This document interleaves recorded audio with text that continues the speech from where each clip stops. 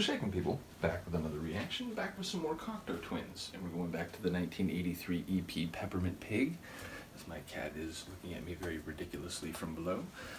And yeah, the next tune we're going to listen to, I think it doesn't actually come next on the EP, but someone mentioned it when I started reacting to this one. I reacted to the title track, and that is Hazel. Again, I think it's actually the third track, or at least as it's listed on Discogs, so we're jumping over a track, but obviously we'll go back and do that one next.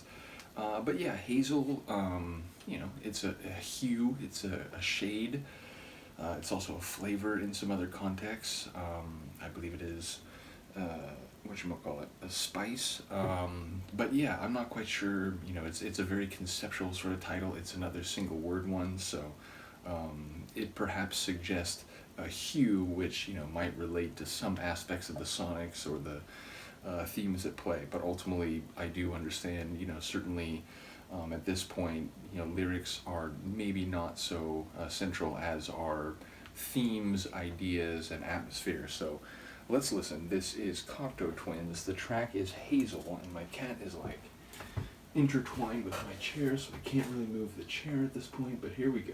Cocteau Twins, and the track is Hazel.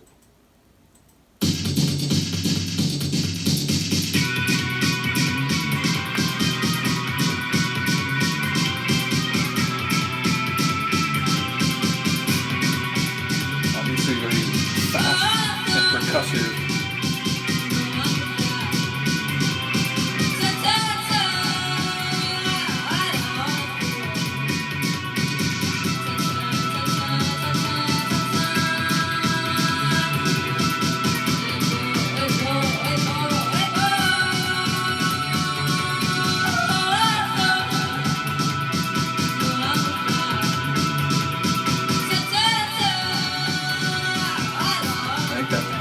Right, left, or left, right.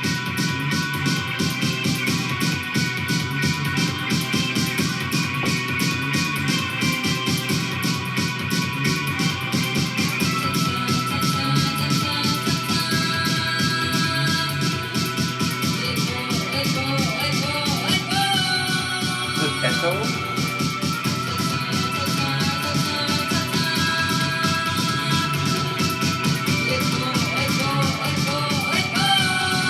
At first I thought it was Hazel, but now it sounds like Echo. The way she can just like do that.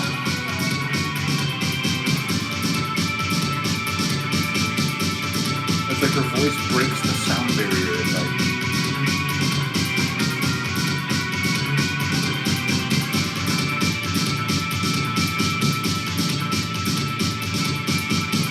the guitar definitely gives it that dark shade.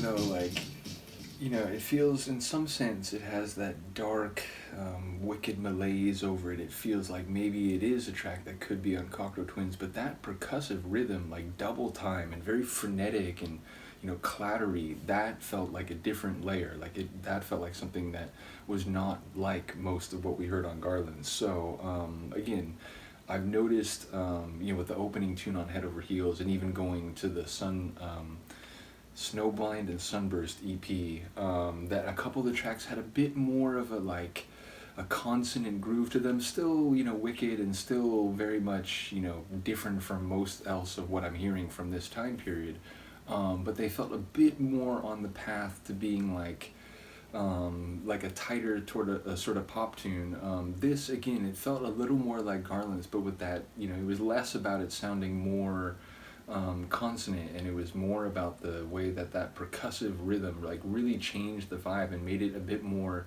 energetic than some of the, again, like dark, like chant in the forest feel of Garland's. So yeah, a cool tune. Again, it sounded like she was saying echo, although that wasn't the only thing that she repeated. There was another word she was repeating that I didn't pick up either.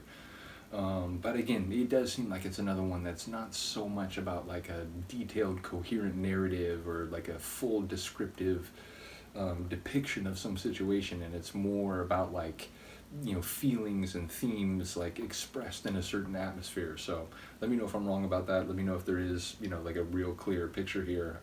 But either way, a cool tune, and one that like I was prepared to hear go longer. I feel like it wasn't bad that it faded when it did. Yeah, it was less than 3 minutes, so it feels like that's one of the shorter ones they've done. And again, maybe the like more energetic percussive rhythm, you know, sort of mandated that, or like made that more of a natural fit to the song to be a bit shorter. But yeah, a cool tune, and one that like stood out a bit compared to what I've heard, you know, before this. Again, I realized I jumped forward and now we've jumped back a little bit.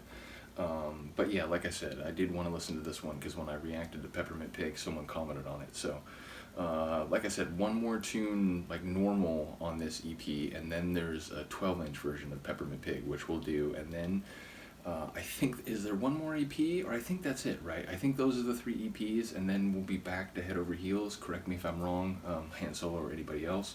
And once again, shout out to Han Solo for sharing this stuff, though I do want to mention once again, Doug sent me a CD copy of Treasure, so when it's time to get to that album, I'll have that ready to go, and, you know, sort of have a physical artifact to sort of, you know, incorporate or think about the art, you know, on the disc in relation to the songs and the themes it plays. So in any case, once again, big shout out to the people who've been following the Cocteau Twins reactions.